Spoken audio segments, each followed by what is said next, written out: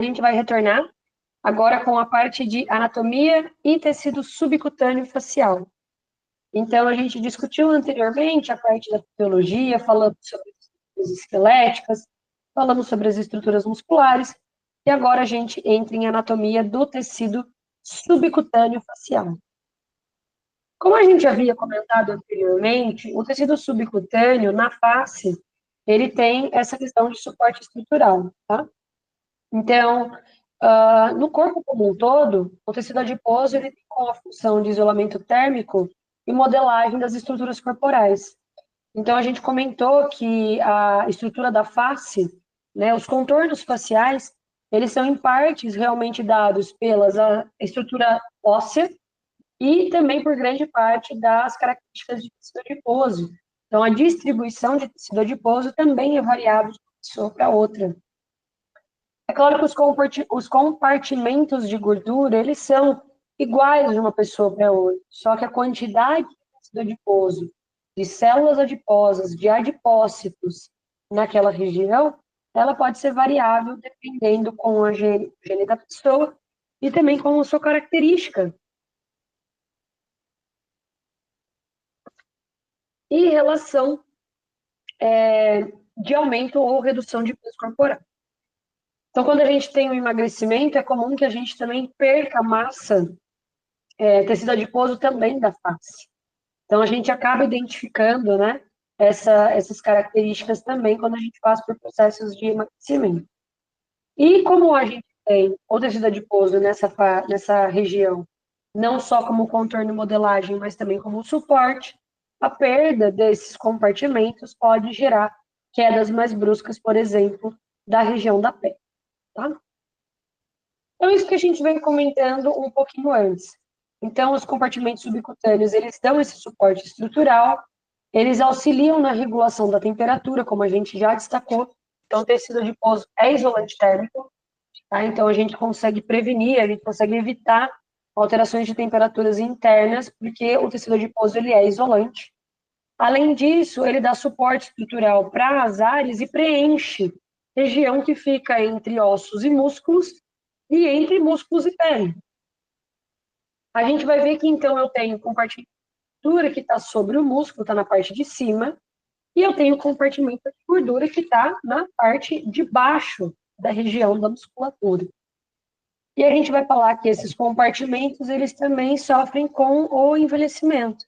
Assim como a gente comentou que células ósseas, células musculares, ao próprio tecido cutâneo, eles sofrem as ações do envelhecimento, a gente acaba tendo um pouco mais de perda. Isso vale também para a parte do tecido adiposo, tá? Só deixar aqui a questão de...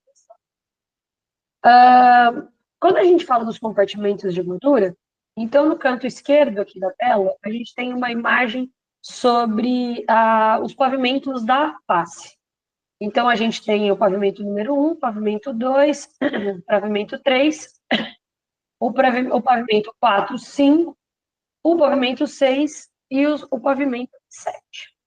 O que a gente percebe? Que dependendo da área da face, eu tenho mais pavimentos do que outras. Outra coisa que a gente percebe também é que entre uma estrutura de tecido adiposo e uma estrutura muscular, a gente tem uma estrutura que é uma fáscia, que é a fáscia muscular, que ela normalmente ela fica entre essas duas estruturas, né? Entre células adiposas e entre as células musculares. Então, ela dá uma sustentação ali para os compartimentos de gordura importante. Em outras regiões, olha, a gente consegue ver que nas regiões mais superiores, a gente passa de camada 1, 2, 3 para 6. Ou seja, a gente vai ter, em algumas áreas da face, esses compartimentos que eu comentei de gordura profundo, de gorduras profundos, só que em outras áreas da face não. Outro ponto que a gente consegue identificar também é que, como eu falei que tem vários músculos, tem alguns músculos que sobrepõem uns aos outros. E a gente viu isso muito no terço médio e no terço inferior da face. No terço superior, não. A gente viu lá o occipito frontal, viu o corrugador dos supercílios e o próceros, e falou, beleza, são os músculos aqui que a gente tem nessa região de terço superior. Mas no terço médio e no terço inferior, a gente viu que tinham vários músculos que se cruzavam, alguns que sobrepunham uns aos outros. A gente viu músculo que estava aderido na pele, músculo que não estava. A gente viu músculo que tinha origem, inserção na pele. Então, as camadas, né, quando a gente vê a face em camadas, a gente consegue identificar que, dependendo do terço da face, eu tenho mais ou menos camadas. Por exemplo, a gente falou de músculos profundos, que são o masseter e o temporal. Então, são músculos que estão inseridos em região próxima à área do terço médio até o terço inferior. A gente falou do masseter, do temporal, essa altura. E só que na parte superior, na, na primeira área, no primeiro terço, a gente só falou de um músculo, que era o occipito frontal, né? Quando a gente pensa na maior área. Então, eu vou ter menos camadas, entre aspas, né? Então, isso quer dizer também que as áreas de terço médio e inferior podem sofrer mais quedas, porque ela tem um monte de camada, na verdade, ela tem bastante sustentação ao longo da vida, mas conforme a gente vai perdendo as estruturas, a gente vai tendo perdas ali das camadas e a gente vai gerando quedas mais importantes, com o surgimento ali de rugas, surgimento de flacidez, surgimento de perda de sustentação estrutural, tá? Bom, quando eu falo de compartimento de gordura, a gente divide em dois. Então, eu tenho o compartimento de gordura malar, que é chamado de superficial, e eu tenho o compartimento de gordura malar profundo. O que a gente tem de diferença? O compartimento de malar superficial, a gente vê que são estruturas de tecido adiposo que estão acima da camada muscular e contribuem significativamente para a morfologia facial. E quando a gente fala do compartimento malar profundo, a gente está falando dos compartimentos que estão abaixo dos músculos faciais, tá? Então, a gente tem uma camada de pele, uma camada de gordura, uma camada de músculo e mais uma camada de gordura.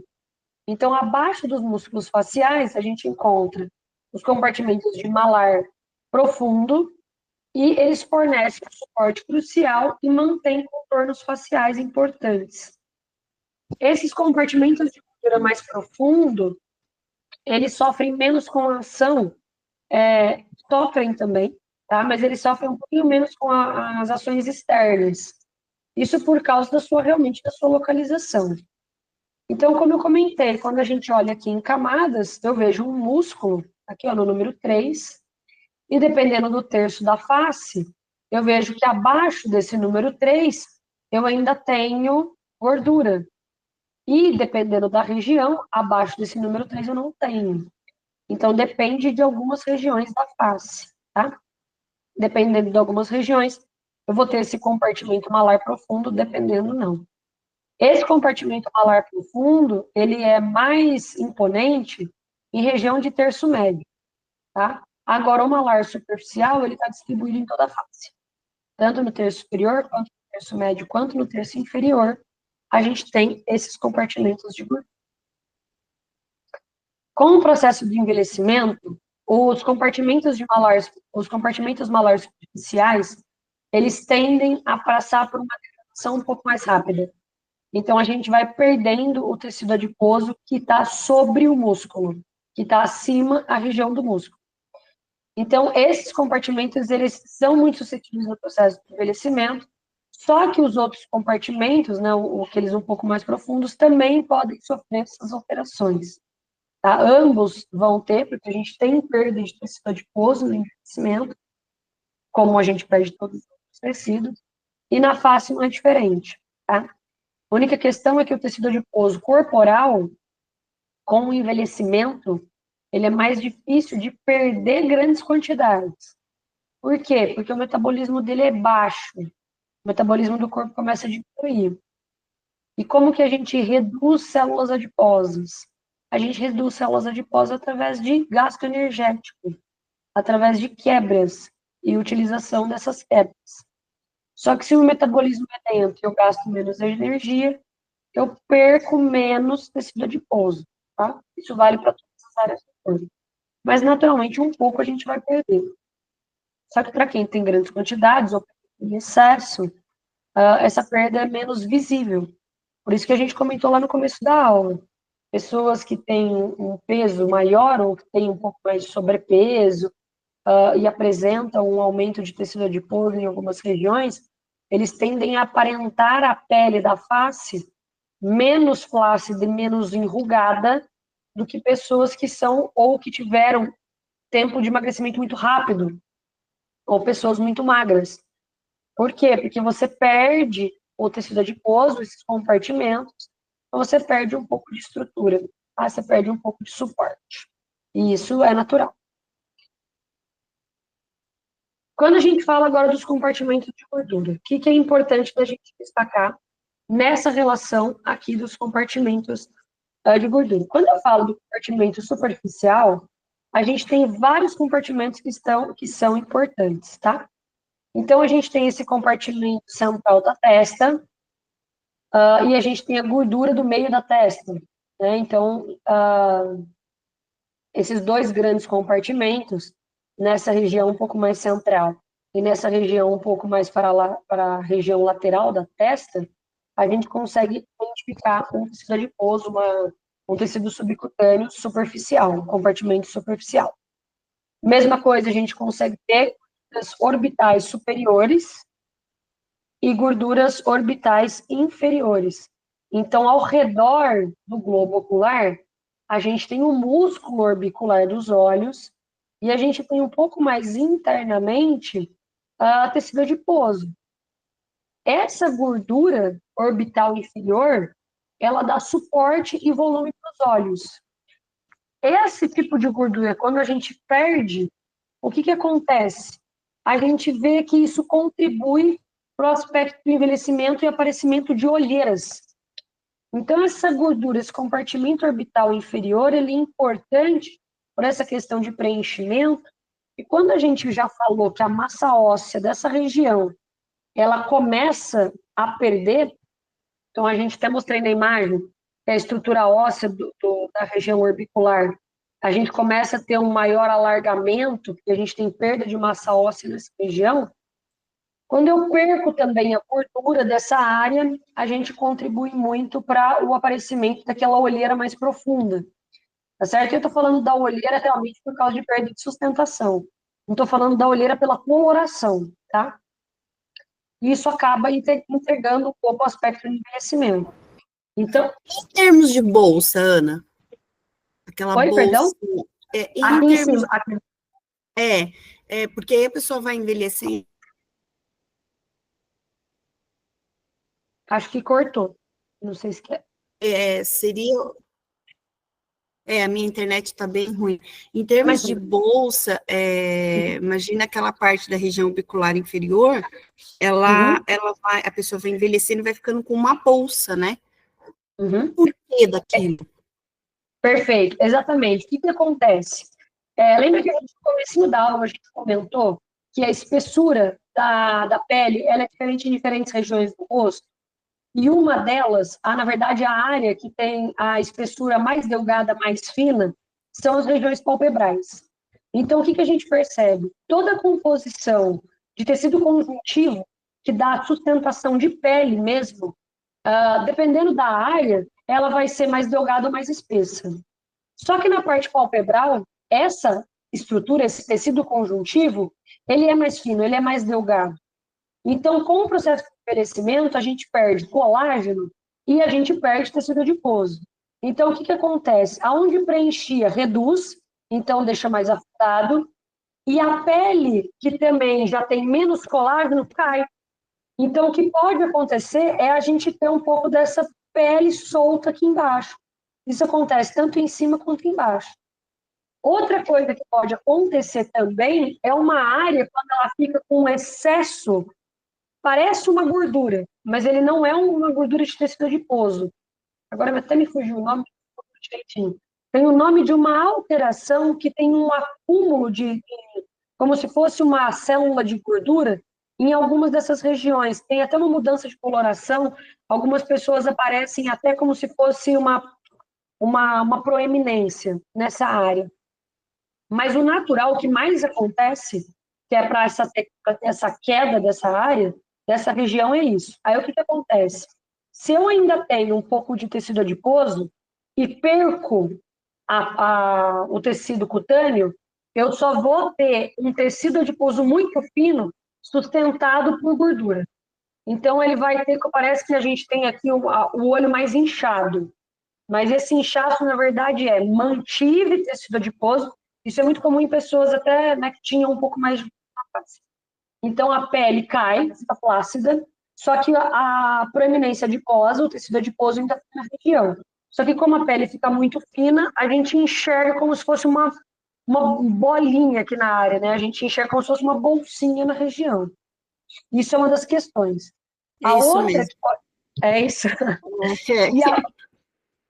E a outra que pode acontecer também é como eu comentei. Se eu perder a gordura orbital inferior junto com a perda do tecido subcutâneo, aí é uma pele.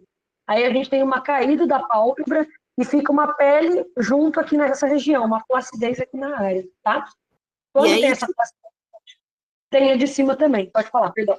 desculpa, eu acabo te interrompendo.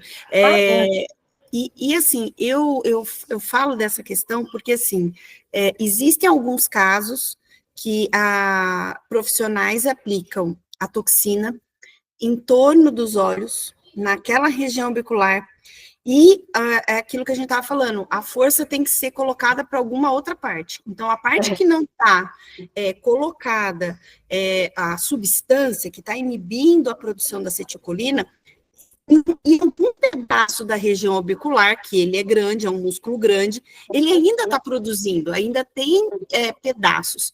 E isso estímulo. pode gerar uma bolsa. Eu falo porque eu fui vítima, porque eu não conhecia Nossa. ainda, e aplicaram muito dentro desse quadrante do orbicular, Orbicular, e aí, assim, com o envelhecimento e forçando essa região, me gerou uma bolsa, né? Então, isso gerou uma bolsa.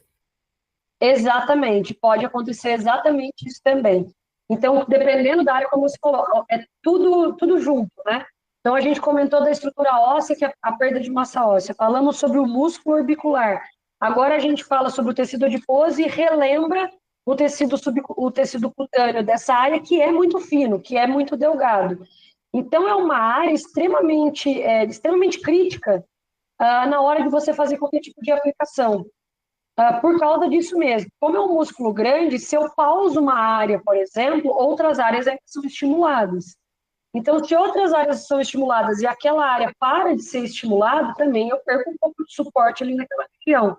E com o processo de envelhecimento, vai tendo a queda da pele, natural, a flacidez, a perda do colágeno, e isso pode gerar uma bolsa sobreposta ali à camada de gordura. Então, exatamente, pode acontecer também. Então, até um relato muito interessante aqui trazido. Obrigada, viu, pela colocação.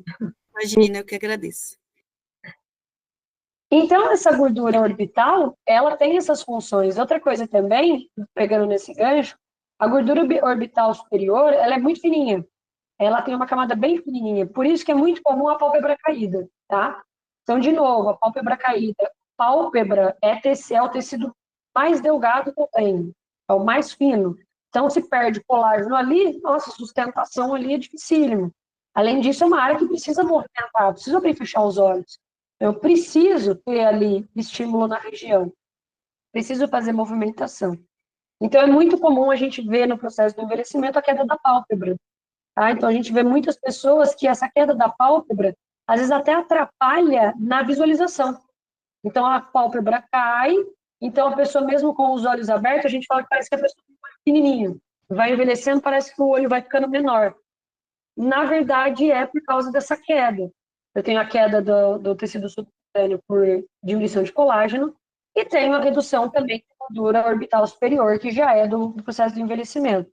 E como essa gordura, esse compartimento é pequeno, né, a gente não vai ter grandes quantidades, claro que é variável de uma pessoa para outra, então a gente acaba tendo essa queda das pálpebras muito frequentemente. Além disso, a gente destaca a gordura medial da bochecha. Então, para quando a gente fala da gordura da bochecha, a gente tem uma gordura medial, a gente tem a gordura que a gente chama de nasolabial e a gente tem a gordura que a gente destaca como média dessa área. Se eu passar aqui o cursor para ver direitinho, ó. Então, aqui a gente tem o compartimento nasolabial. Então, é esse compartimento aqui na região, essa gordura nasolabial. A gente tem essa gordura medial aqui dessa região da bochecha, tá? E a gente começa a ter os outros compartimentos, ainda, lembrando que são compartimentos superficiais, tá, pessoal? A gente ainda tem esses outros compartimentos que são médios e os compartimentos que nós temos na região lateral, aqui também da bochecha. E um compartimento pequenininho, lateral orbital. Esse compartimento lateral orbital, que é esse aqui, ó. Esse aqui. Ele também é bem pequenininho. Ele também, a espessura, a quantidade de adipócitos é baixa, assim como das regiões palpebrais, tá? Mas é outra área que a gente vai perdendo com o envelhecimento e cai. Então, essa parte cai, ou então, como ela fica mais flácida, quando eu sorrio, ela enruga mais fácil, tá bom? Aqui nessa região, então, a gente tem esses outros compartimentos. Um ponto importante dessa gordura nasolabial. Então, é essa gordura que a gente destacou aqui na região da face. Essa gordura nasolabial, né, ou gordura do sulco nasolabial, quando a gente envelhece, a gente perde também essa massa, então o aprofundamento dessa área contribui para a marcação do sulco. E, de novo, a gente comentou que a área média, terço médio da face, como estrutura óssea, também perde massa. Então, eu perco massa da estrutura óssea, eu perco massa de gordura, e aqui eu não tenho um músculo que é laminar. Eu tenho vários músculos aqui em várias direções, que é mais para ajudar a região do lábio, não para essa área, para movimentar uma parte aqui. Então, aqui o meu suporte é de gordura. Se eu perco a gordura nasolabial, que a gente está mostrando na imagem, que é a que está com o cursor em cima, eu vou ter uma marcação do sulco muito maior. Então, quando a gente fala que começa a ter aquela marca aqui nessa região, são pessoas que sorriram bastante, mas que com o processo de envelhecimento começa a ficar marcado aqui na região, tá? Então, gordura do sulco nasolabial, assim como a gente destacou a suborbital, também vai ser importante, tá bom? Agora, essas outras gorduras da mandíbula e do mento, esses outros grupos, né, de gordura que a gente consegue ver aqui na estrutura, então a gente tem essa submandibular, que é bem importante, e a mentoniana não está aparecendo aqui na imagem, mas ela fica um pouquinho mais para frente, que a gente tem numa área. Essas duas bolsas de gordura, são duas áreas de gordura, ó, que nessa imagem também.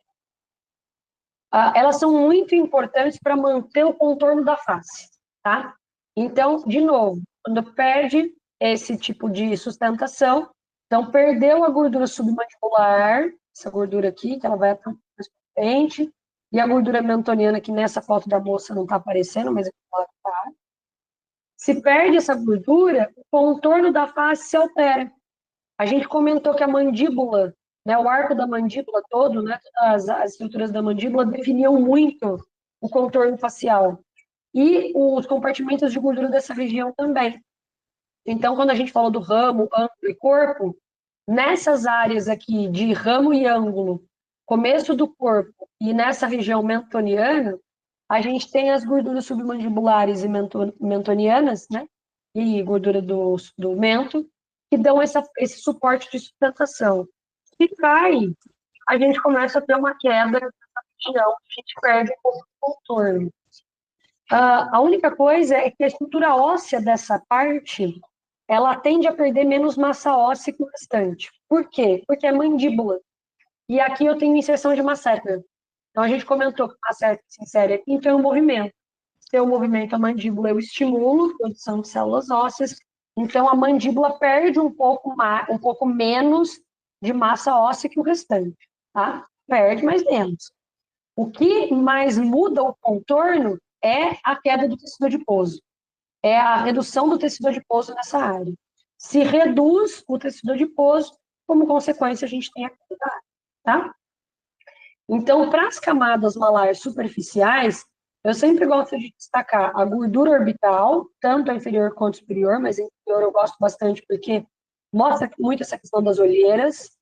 A gordura nasolabial, que aparece, né, o bigode chinês, que o pessoal fala, que é essa ruga nasolabial que acaba aparecendo porque eu tenho essa perda desse tecido adiposo, e a gordura submandibular e a puberdana, que são grupos de compartimentos que ajudam no contorno da região da face.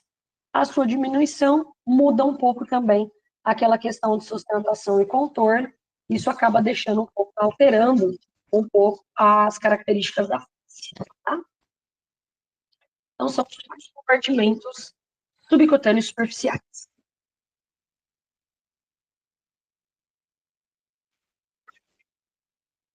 Compartimentos profundos, agora, malar profundo.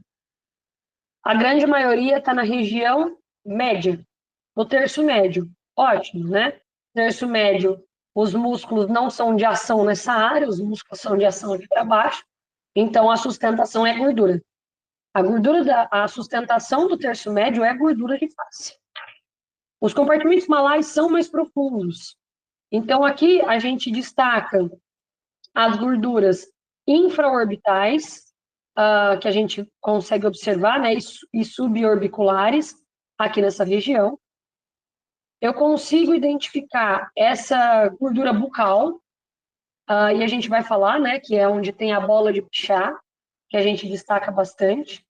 A gente consegue ainda identificar um pouco de compartimento no retroorbicular, mas é bem pouco. A representação aqui está até bem grandinha, tá certo? Dessa gordura aqui nessa região, que ela ainda dá um pouco de sustentação para a sobrancelha, por isso que com o envelhecimento a gente tem um pouco de queda aqui nessa região. E onde a gente destaca bastante esses compartimentos? Qual o compartimento profundo que a gente mais destaca? É a gordura bucal, é a bola de Bichat. Por quê? Porque, como a gente falou, essa área, se a gente lembrar bem dos músculos, a gente lembra que ele sai muito do zigomático e fica tudo próximo aqui dessa região mais central do lado. Então, vem de cá para cá, de cá para cá, de cá para cá. O máximo que vai até o ângulo da boca. Então, o máximo até aqui. E o que acontece com toda essa parte aqui? Aqui eu tenho uma série. Mas e nessas áreas, outras áreas? É gordura. A sustentação é por aí. A sustentação básica é por causa dessas gorduras. Então, os compartimentos superficiais, como a gente comentou, tem alguns músculos passando em direções diferentes, não são laminares, não são grandes, são fibras musculares ali mais horizontais e mais transversas e verticais. Então, eu preciso do tecido adiposo para dar essa sustentação. E o que acontece? Muita gente tem uma cirurgia de remoção. De novo, não estou criticando diretamente, nada disso. Você fazer a remoção das bolas de Bichat ou essa gordura bucal. Só que precisa se saber a consequência disso. Então, hoje ainda aqui tem uma diminuída nesse tipo de cirurgia. A gente chama de bichectomia, né? Por causa realmente da tal da gordura de Bichat, dessa gordura bucal. O que acontece? Se você tira essa gordura, e ela é uma gordura de sustentação dessa área, quando você passa pelo processo de envelhecimento, ela é o maior compartimento de sustentação, profundo, que a gente tem da face. Principalmente desse terço, que se a gente voltar rapidinho correndo lá nos músculos, a gente via, olha como que são as fibras dos músculos, lateralizadas, verticalizadas, elas não são laminares. Então, entre a estrutura óssea e esses músculos, a gente precisa dos compartimentos de gordura para dar sustentação. Então, o que acontecia bastante, na questão da bichectomia era isso, é você retirar essa gordura, e aí a pessoa passa por um processo de envelhecimento ou de emagrecimento rápido, e o que a gente identifica é a queda da face, tá? Estava muito comum, né, esse tipo de cirurgia, primeiro porque ela não é uma cirurgia tão invasiva, esse é outro ponto. Então, ao contrário de vários procedimentos, de vários processos cirúrgicos, a retirada da bola de Bichat, da gordura de Bichat, ela era feita, né, pode ser feita de uma forma muito mais simples, muito mais rápida, e, teoricamente, as consequências no momento não tem, a gente só vê o rosto mais fino, porque se ela dá sustentação e suporte aqui, beleza, se eu tiro, o rosto afina, só que ele perde sustentação. Aí, quando você passa pelo processo de envelhecimento, ou o emagrecimento rápido, você perde os compartimentos superficiais, sua pele começa a ter quedas por causa da falta de colágeno, diminuição de colágeno natural, e aí você tem aquela, né, bochecha, o pessoal fala bochecha de bulldog, a bochecha caída, por causa da retirada da bola de Bichat. Tem indicação para bichectomia? Tem, tá? Tem algumas pessoas que são indicadas para bichectomia, principalmente para aquelas pessoas que, quando falam, mastigam a bochecha. Então, a todo momento que a pessoa está falando, ela está sentindo a bochecha entre os dentes. Isso quer dizer que ela tem excesso do compartimento profundo, compartimento malar profundo. Então, esse excesso atrapalha. Então, às vezes, algumas pessoas machucam muito a boca, elas geram algumas inflamações naquela região, porque se a todo momento ela está falando, ela está mastigando a área, ela está apertando, isso pode machucar, isso pode, claro, incomodar, trazer outras consequências para a pessoa, para o indivíduo. Então, essa é uma das indicações. Agora, a indicação de retirada de bola de Bichat, de gordura bucal, só para afinar o rosto, sem que ela tenha excesso, sem que ela tenha essa outra indicação que é de função, acaba podendo trazer como consequência ali aquele emagrecimento, né, aquela perda e aquela queda da face. E há uns anos atrás, a gente vê muito hoje as atrizes, principalmente fora do Brasil, que passaram por esses procedimentos, e agora tem que encher de preenchimento em algumas áreas, para conseguir elevar um pouco mais a região da face. Então, elas acabam, né, a gente vê muitos preenchimentos nas áreas de arco desiggomático, para tentar subir um pouco a região. E se perde esse compartimento de gordura, com o envelhecimento vai caindo muito a região do tecido cutâneo. Tá? Então, esses compartimentos, eles sofrem com a ação do envelhecimento, ok? Então, a gente começa, né, sempre com quando a gente é novo, a gente tem a adiposidade de sustentação, então a gente mostra esse triângulo invertido, então está bem sustentado, e aqui só que a gente tem a ponta, né?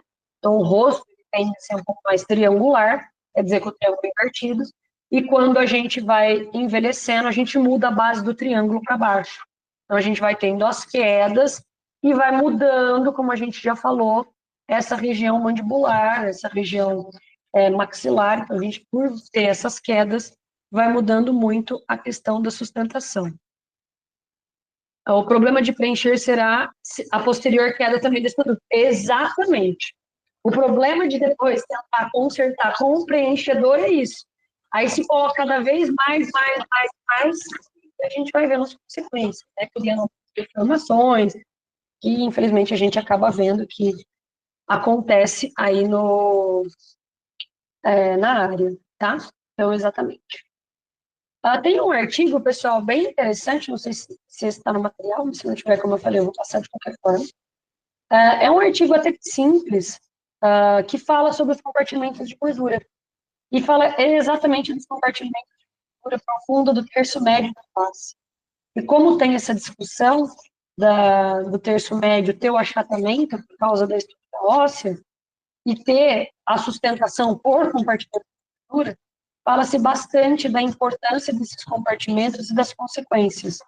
Então, ele é um artigo bem legal e que também mostra essa diferenciação entre compartimentos de gordura profundo e compartimentos de gordura superficial.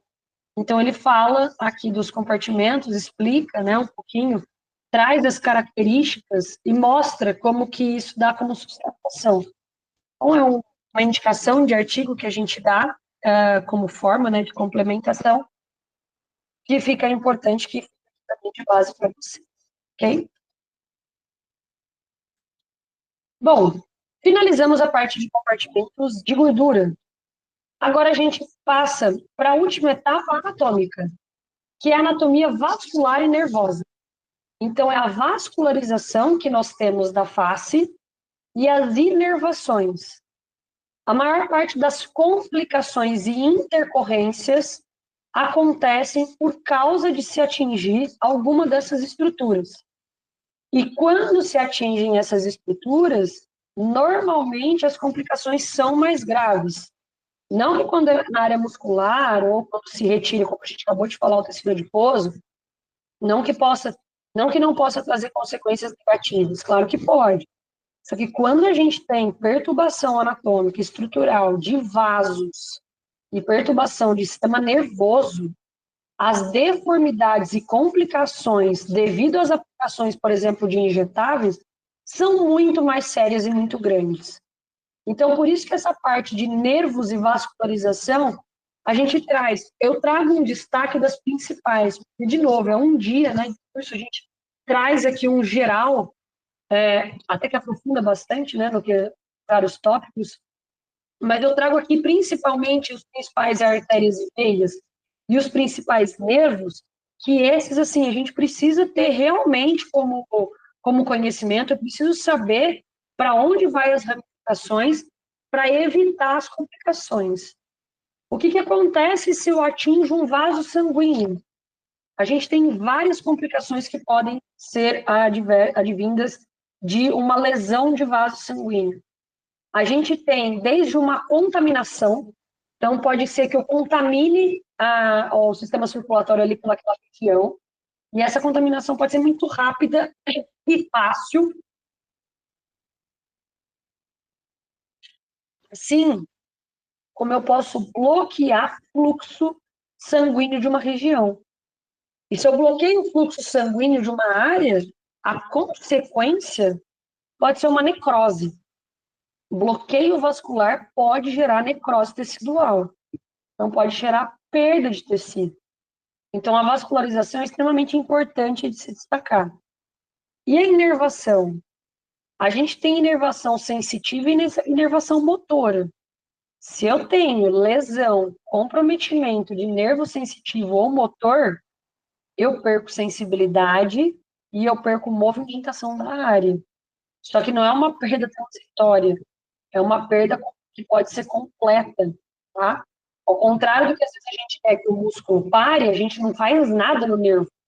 A gente atua na fenda sináptica, a gente atua ali, a toxina atua para a acetilcolina não ser liberada, mas o nervo está íntegro, o músculo está íntegro, não tive nada de complicação ali.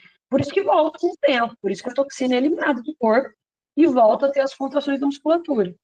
Agora, quando eu lesiono um nervo, outra coisa, quando a gente lesiona, não é um raminho do nervo, não é para uma fibra. Normalmente, a lesão de um nervo é de áreas maiores, e aí a gente perde movimento da face. A gente gera paralisias. A gente pode gerar paralisias ou parestesias. São as duas complicações que podem ter com o comprometimento de lesão nervosa, tá? Vascularização. Então, a gente destaca que o conhecimento detalhado da anatomia vascular, ela vai ser essencial para que a gente evite as complicações e vai garantir segurança e otimizar o resultado dos tratamentos que a gente espera, né? Então, grande parte das complicações com o uso de injetáveis se dá pela falta de conhecimento da vascularização e inervação. E quando a gente olha para a vascularização e inervação, a gente identifica que isso é tudo, a gente fala que eles são entrelaçados, né? Onde passa um nervo, passa um vaso, tem sempre muitas coisas próximas da região. Então, se passa músculo, tem nervo. Não tem como, né? Porque o músculo só funciona através da atividade do sistema nervoso. E se eu sinto a face, é porque eu também tenho nervos em todas as regiões distribuídas. E se tudo isso funciona bonitinho, é porque está chegando sangue. É porque a vascularização está ok. Tá?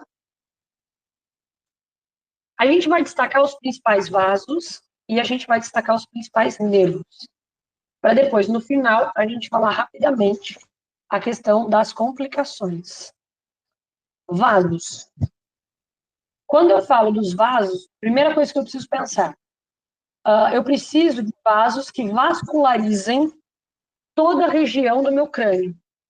Eu já sei que o crânio é dividido em neurocrânio e viscerocrânio. Então, eu tenho um vaso sanguíneo que se ramifica e vai atender a vascularização da região de face, essa região anterior, e eu vou ter uma parte do vaso que se ramifica e vai conseguir irrigar todo o restante ali da região do crânio. Quem faz isso? A gente tem duas artérias principais, a artéria carótida comum e a artéria vertebral. Da onde vêm essas artérias? A artéria carótida comum, pessoal, que é essa que a gente consegue ver na imagem, a gente consegue sentir a pulsação por ela. Então, eu sinto a pulsação pela artéria carótida comum. Da onde que ela vem? Ela vem da aorta. A artéria carótida comum, ela é um ramo da artéria aorta. Ou seja, ela vem direto do coração. Então, a vascularização que sobe para a face vem direto desse ramo da aorta.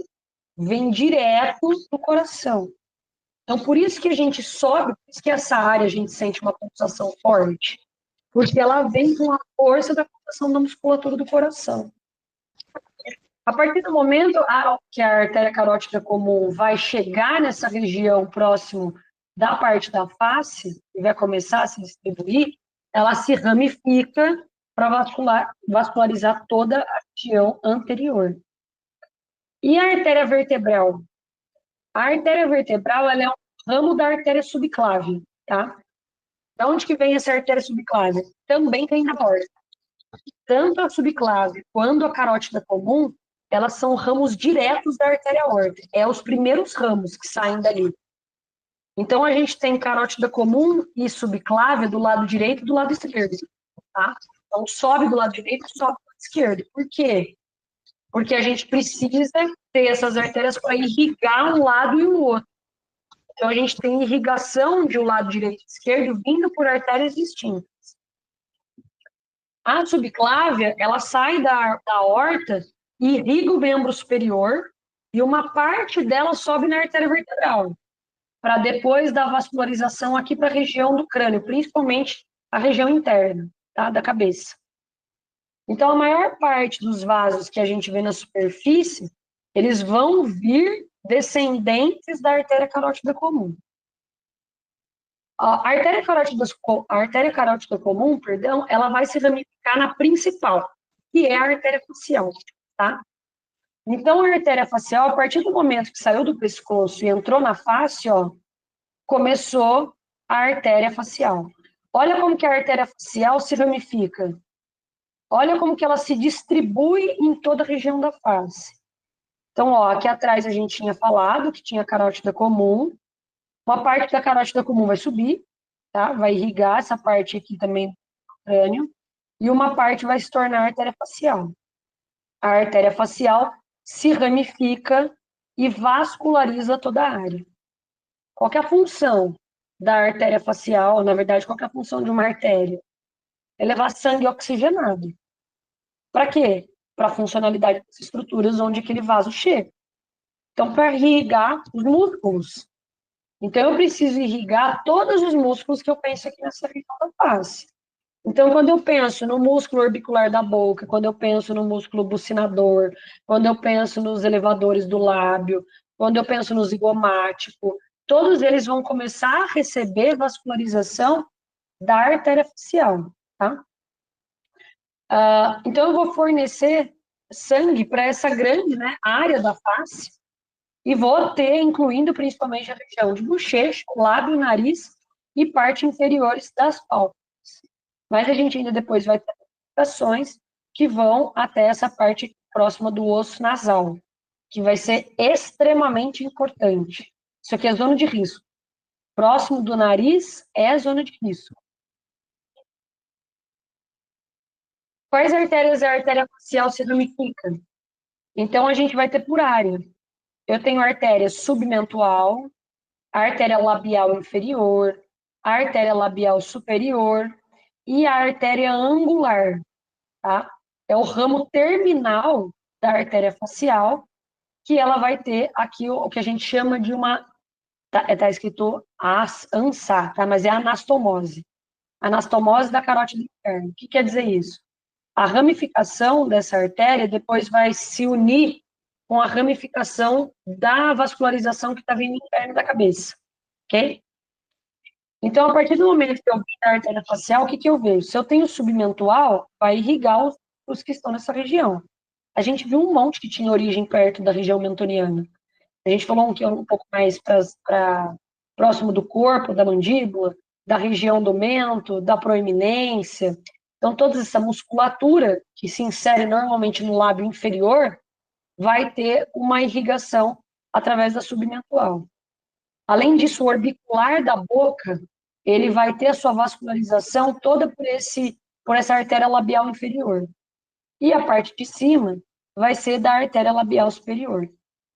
Aqueles músculos zigomáticos, o bucinador, o elevador do ângulo da boca, vários deles vão receber essa irrigação da artéria labial superior. Tá? E a angular, que é o que a gente comentou, que ela vai passar nessa área. Então, aquele músculo que eleva o lábio superior, eu comentava, ó, ele vem aqui de dentro dos olhos, próximo da parte orbicular, e se insere aqui nessa região medial do lábio. Lembra que eu comentei? Passa pela asa do nariz, vem aqui nessa região. Então, bem próximo a esse músculo, a gente tem a artéria angular. Tá? Sempre perto de uma artéria tem uma veia, em toda a região do nosso corpo, tá? Por quê? A função da artéria é levar oxigênio para os tecidos que têm ali na região. E qual que é a função da veia? É trazer de volta o sangue, agora sem oxigênio, e retornar ele para o coração. Então, se eu tenho uma artéria facial ramificada por essas áreas, eu também vou ter uma veia. Então, eu vou ter também essa vascularização venosa, que é essencial pela drenagem venosa da face. Então, ela vai coletar o sangue agora, teoricamente, que está pobre em oxigênio, que está com gás carbônico, que está com resíduos, e vai voltar ali para o coração para passar depois pelos processos que são do sistema cardiovascular. Tem uma relevância muito clínica significativa da veia facial, e especialmente por causa da sua conexão venosa das estruturas intracranianas. Por que isso é importante? As veias levam resíduos, tá? Então, normalmente, quando tem algum tipo de resíduo, entra nas veias. Então, até eu cutucar uma espinha na face, próximo de áreas de veia facial, eu posso contaminar, teoricamente, vamos dizer assim, o sangue dessa região. E como a veia facial tem conexão com as veias intracranianas, depois elas se encontram, tá? Nessas veias mais internas, e se eu gero um processo infeccioso, por exemplo, em uma área, eu posso gerar essa infecção, eu posso levar para outra região. Por quê? Porque a veia facial tem uma particularidade das outras veias. Vocês devem ter aprendido em anatomia que a diferença entre uma artéria e uma veia, não só funcional, mas estrutural, é o tamanho do vaso, ou seja, a espessura do vaso. A artéria é muito mais espessa, ela é muito mais grossa, ela é muito mais difícil de danificar, e se espera mesmo, porque imagina ela ser fácil. Se a artéria está levando sangue oxigenado para funcionar as coisas, se eu gerar uma lesão numa artéria, eu necroso a área, porque vai parar de chegar o oxigênio, vai parar de funcionar o tecido na região. Então, a artéria sempre é mais grossa. A veia é fina. Isso é normal do corpo. Todas as veias são mais finas. Por isso que a gente tira sangue da veia, tá? Porque ela é mais fina. Então, é mais fácil a gente precisar, né? Claro que tem alguns tipos de coleta que é de artéria, mas a outra função é muito específica. Agora, as veias, elas são muito mais finas, então é mais fácil da gente verificar. Então, por isso que a gente acende o sinal de alerta, porque é mais fácil de eu danificar uma veia. E se eu gerar a entrada de micro-organismos ou uma infecção naquela região, eu acabo distribuindo. Outra particularidade da veia da face, que difere de todas as regiões do corpo. Anatomicamente, a gente aprende que veia tem válvula. As válvulas abrem e fecham para fazer com que o fluxo tenha sempre uma única direção. Então, a gente aprende muito isso quando a gente aprende membros inferiores, né? Então, a gente fala o retorno venoso, então, para o sangue conseguir subir até o coração, as veias, além de sua estrutura, que tem uma camada músculo, ela precisa dessas válvulas para que o sangue não fique voltando, tanto que a gente até fala que o sangue acumula e tem dessas válvulas, quando ela estraga, pode gerar varizes. A gente sempre fala dessas válvulas, né? Na face, a veia não tem válvula. O que isso faz? Com que o sangue se misture muito rapidamente, tá? E que ele vai e volta, que ele pode ter até retorno, dependendo da alteração. Então, uma veia facial, se eu tenho uma lesão numa veia facial, a chance de eu distribuir uma infecção ou um micro-organismo é muito mais rápido, ou uma droga é muito mais rápido. Não tem válvula, é muito fina e o fluxo é mais rápido do que de outras regiões, tá? Quando a gente pensa em veias. Então, sempre que tem uma artéria, tem uma veia do lado. Então, eu falei da submentaniana, falei do lado, falei da angular. Então, sempre penso, se tem uma artéria passando ali, tem uma veia também. Então, cuidado com veias nessa região. Tá? Mostrando o que a gente veio comentando também. Se eu tinha uma artéria submentoniana ou submentual, eu tenho uma veia submentual. Se eu tinha uma artéria de lábio inferior, eu tenho uma artéria de lábio inferior, uma veia de lábio inferior. Mesma coisa de lábio superior, mesma coisa de angular. Aqui é ramo da facial, né? Ele vai mostrando da facial. E a gente tem essa veia oftálmica, tá? Então, como eu destaquei com vocês, eu até falei no slide anterior, eu até esqueci, estava aqui marcadinho, ó, essas veias não possuem válvulas. Então, isso facilita o fluxo de sangue. Bom, isso tem um propósito, né? Em ambas as direções, mas isso também cria um risco, cria uma via de risco para a disseminação de infecção. É mais rápido, fluxo que tem mais direções. Eu distribuo mais rápido qualquer complicação, tá? Então, é por isso que a gente destaca muito a vascularização e dá essa ênfase para as veias. Atingir uma artéria é necrose, é muito sério. E é muito mais difícil de atingir uma artéria. As veias são mais fáceis e as complicações são tão graves quanto, tá bom? Que a gente pode disseminar, claro, uma infecção na região. Essa zona que a gente está, que tem esse triângulo, a gente fala que é um triângulo de atenção. Então, algumas pessoas colocam o triângulo até um pouco abaixo do lábio, outras param nessa região aqui da rima da boca, do lábio. O que eu preciso entender é que essa área próxima do nariz, pessoal, é extremamente... a gente precisa de uma extrema atenção. É por onde está passando os ramos das veias e das artérias angulares. Eles têm alguns livros que trazem até como triângulo do terror, porque a gente tem que tomar muito cuidado com a aplicação de invasivos e injetáveis na área. Se eu tenho perturbação de um vaso dessa região, disseminação rápida pela veia, e se for uma artéria, é perda e necrose que pode acontecer em parte da face. A complicação é muito grande por causa dos olhos dessa região. Então, isso pode, inclusive, afetar a região, a função dos olhos. Então, cuidado com qualquer tipo de aplicação de injetável nessa parte do triângulo. É essa região aqui do nariz, que tem a passagem da veia angular, e essa região que pega as ramos da artéria facial e vai para o lábio superior. Pode acontecer necrose de lábio superior quando eu tenho alguma secção de artéria dessa área. Perde o lábio, se eu acabo atingindo algum vaso dessa região, alguma artéria da área, tá? Então, é uma área de extrema atenção, ok? Para finalizar essa parte estrutural, a gente fala dos nervos. De novo, acho que no meu slide está trocado a sequência, tá? Eu acho que esse slide está antes desse. Mas eu vou começar por esse aqui, depois vocês façam a anotação, depois eu mando direitinho também de novo a aula, mas para depois a gente ver os ramos certinhos.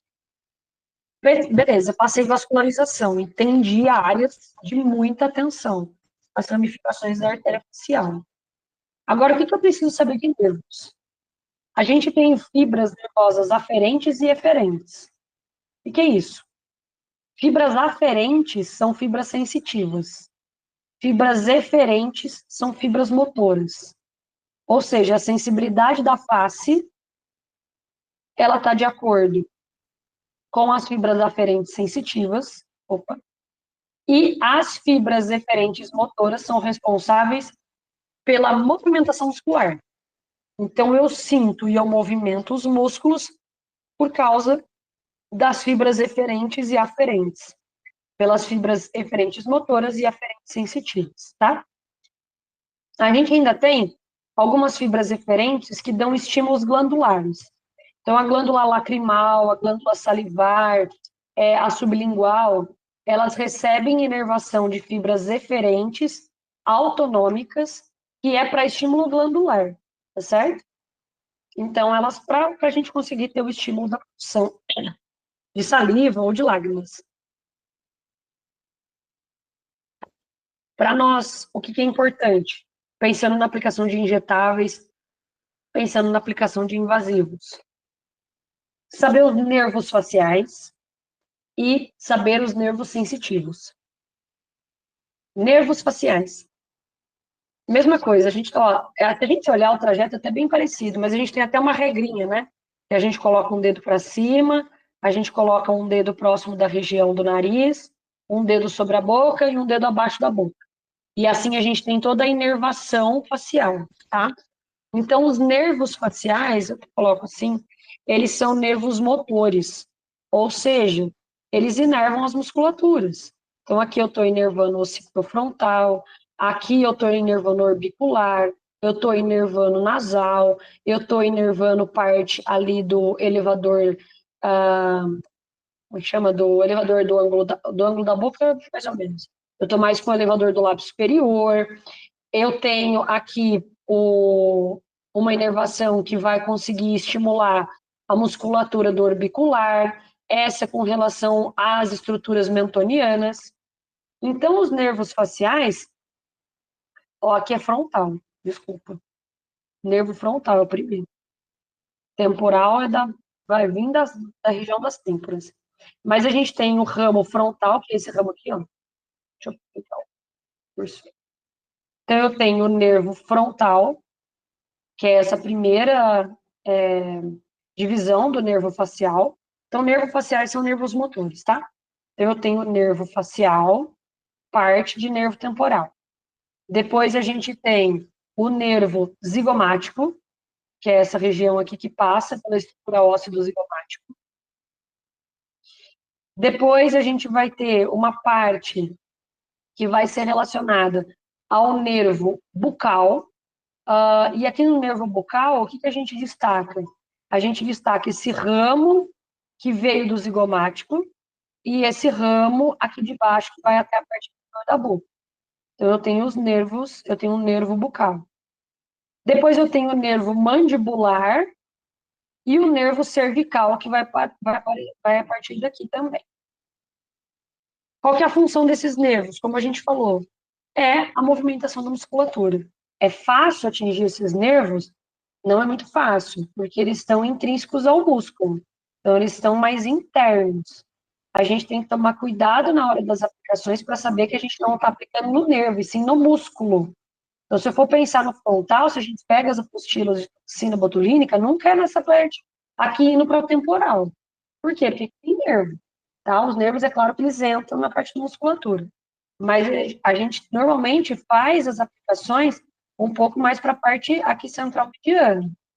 Por quê? Para a gente não pegar essa parte do nervo frontal. Para a gente não ter secção de nervo. Mesma coisa dessas outras áreas. Tem que tomar muito cuidado com fazer nessa área próximo aos olhos. Porque está passando um ramo aqui do nervo frontal e depois a gente vai ter ramos do nervo zigomático na região. Então, cuidado para não pegar a ramificação, a estrutura do nervo, porque ali, se a gente pega, se a gente lesiona o nervo, é claro que tem graus de lesão do nervo, tá? Mas esses nervos, a gente tem que tomar bastante cuidado para essas regiões. Então, é na área muscular que a gente normalmente põe, porque a inervação está intrínseca, então a gente evita a liberação de acetilcolina. A gente não gera nenhum rompimento ou lesão de nervo. Então, nervos faciais, nervos motores. Depois, a gente tem... opa, acho que pulou um. Além dos nervos faciais, pessoal, dos motores, a gente vai ter esse outro ramo de nervos aqui, que está na imagem, eu acho que na apostila de vocês não deve estar, e até nesse slide ele veio um pouco bagunçadinho, até nesse que eu estou mostrando aqui para vocês. Quando a gente fala dos nervos, quando eu penso a partir dos nervos faciais, que eram aqueles motores, quando eu falo dos ramos sensitivos, o que eu tenho? Eu tenho as áreas infraorbitária, então eu tenho um nervo infraorbitário, eu tenho um nervo supraorbitário, certo? Eu tenho um nervo mentoniano, que está aqui nessa região, e eu tenho alguns nervos que são bucais e zigomáticos, né, que fazem parte do nervo facial, está mais para a parte motora.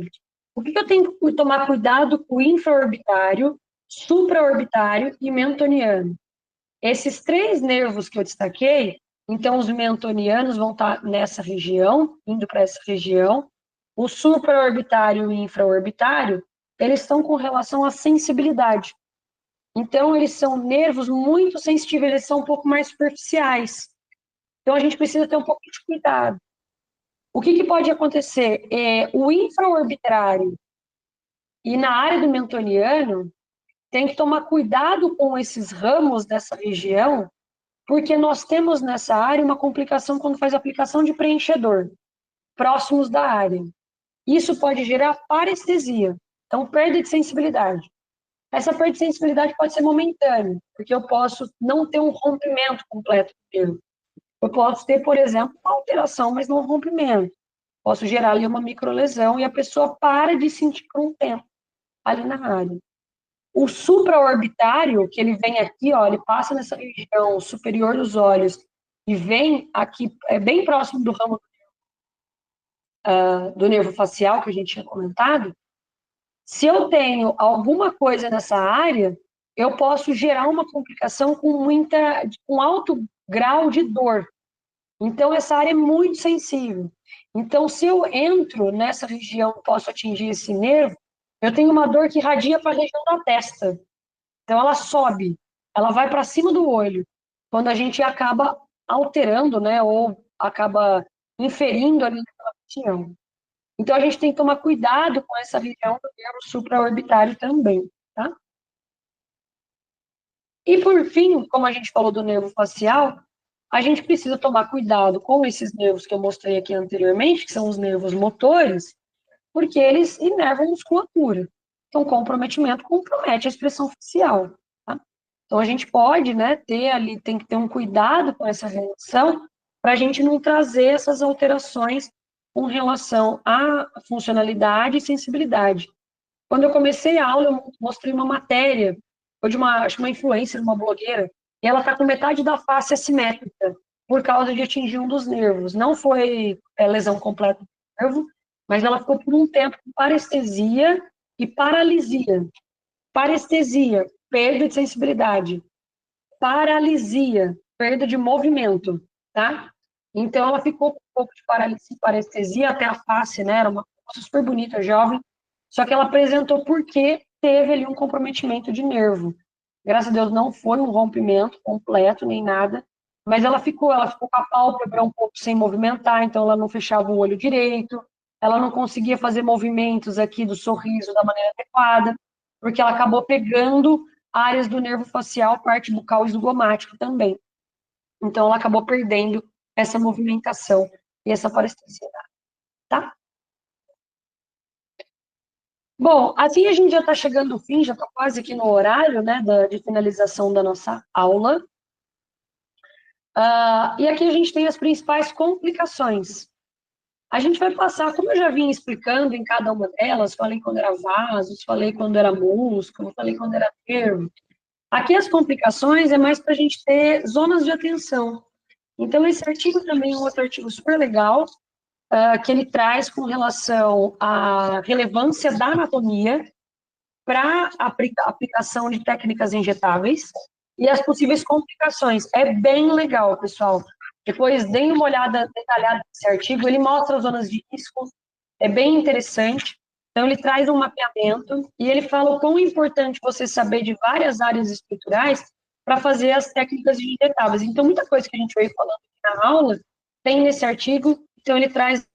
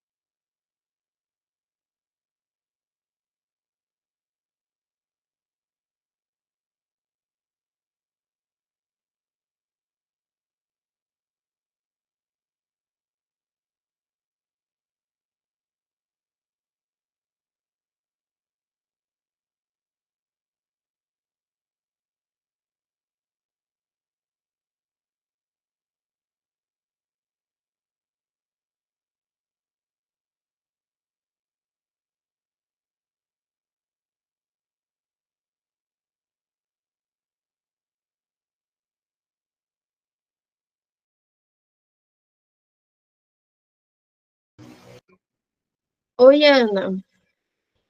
Tá me ouvindo? Pessoal, desculpa, eu tive uma queda de energia aqui em casa.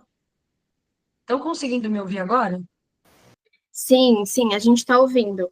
A gente perdeu a sua conexão assim que você começou a falar das complicações e citou o artigo, tá? Perfeito, obrigada. Viu? Aqui teve uma queda de energia, mas agora já está voltando. Deixa eu só ajustar na outra tela para eu conseguir, para o meu áudio não ficar com problema. Peraí.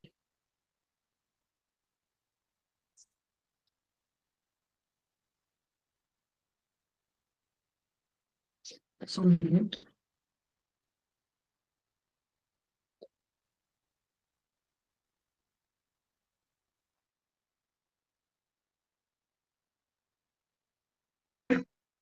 Pronto. Acho que agora voltou. Consegue me ouvir? Sim, o som tá perfeito. Obrigada. Vou dividir a fonte.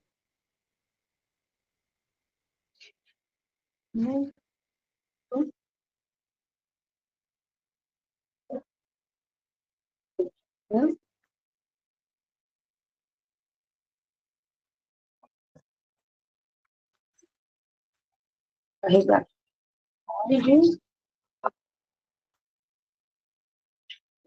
Oi. Só fixar.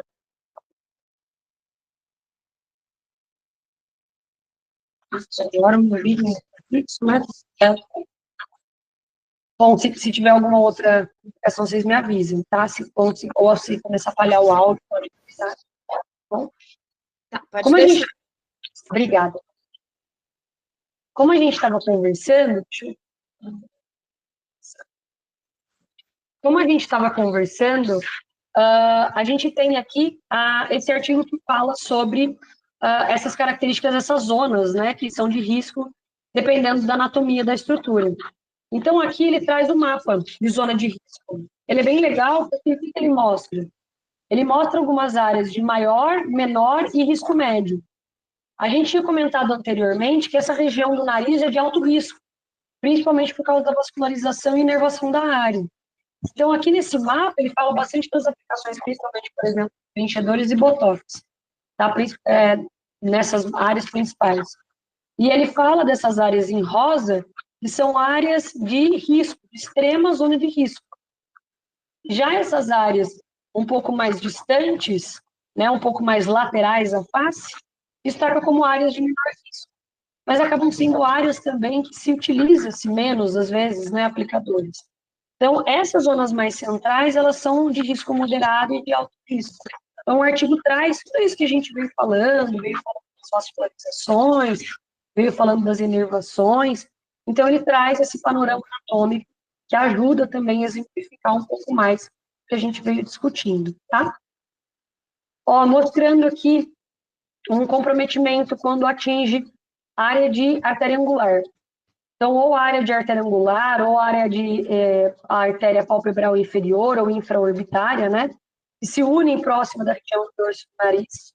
Se sofre algum tipo de condição, pode gerar uma embolização e uma consequente, né, uma subsequente necrose tecidual. Por isso que aqui é considerado zona de alto risco. Então, a partir daqui, as ramificações que vêm da região é considerado uma zona de alto risco e essas já são de risco moderado. Mas ainda são, né, um risco que a gente precisa ter muito cuidado. Comprometimento arterial, como eu falei, a complicação principal pode ser necrose tecidual. Então, correr por causa que esse tipo de complicação é extremamente grave, e isso pode gerar maiores comprometimentos sistêmicos para a área, tá? Aqui mostrando também, né, tá mostrando a parte que eu falei de anastomoses, que é quando a gente tem a ligação entre vasos internos e vasos externos. Então, que estão mais externos do crânio e mais internos. Então, quando a gente tem essa anastomose, essa ligação entre os vasos, né, entre as artérias derivadas da carótida interna e externa, que é essa união, ela é um alto risco para preenchedores, né, preenchedores, quando considerados consequências de oclusão vascular. Então, se gera uma oclusão vascular, além de uma necrose consequência, e isso tem uma anastomose com os vasos internos, isso pode trazer como complicação a vascularização da área dos olhos. Complicação das áreas dos olhos, a gente já destacou que isso, né, além de ter uma alta gravidade com essa questão de necrose, pode ter uma questão de cegamento, de perda de visão, tá certo? Outras áreas que a gente já veio comentando, lesões de nervo mental, hematomas, necrose tecidual por causa de injeções acidentais próximo de uma área, de uma compressão, gerando bloqueio de fluxo sanguíneo. Em áreas de veias, é muito mais fácil de gerar hematomas, tá? Então, de ter ali um hematoma grande, um inchaço visível. É comum alguns gerarem um pouco de inchaço e hematomas, desde que eles vão desaparecendo com o tempo, na hora você consegue identificar se é um hematoma que surge rapidamente, que a gente precisa ter muito cuidado, quando esse surgimento é muito rápido, e a gente sabe que é dano de vaso.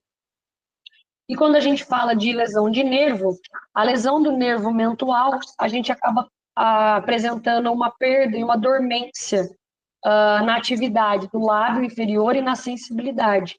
Então, o que pode acontecer quando faz qualquer tipo de aplicação nessa... Ok? Bom, pessoal, assim a gente consegue finalizar aqui o conteúdo, como eu falei, a gente já está em cima do horário, né, 5 horas, um pouquinho já era para a gente ir finalizando. Eu vou mandar novamente esse material para vocês, para ter essa parte já de atualização. Espero que vocês tenham conseguido relembrar e aprender um pouco mais sobre a anatomia da face, discutir um pouco, né, pensar um pouco nas complicações e nos cuidados que a gente precisa ter, e na segurança de quando a gente faz uma aplicação, principalmente quando a gente está nessa era, né, dos injetáveis, dos preenchimentos, dos invasivos, que é algo de grande difusão, certo?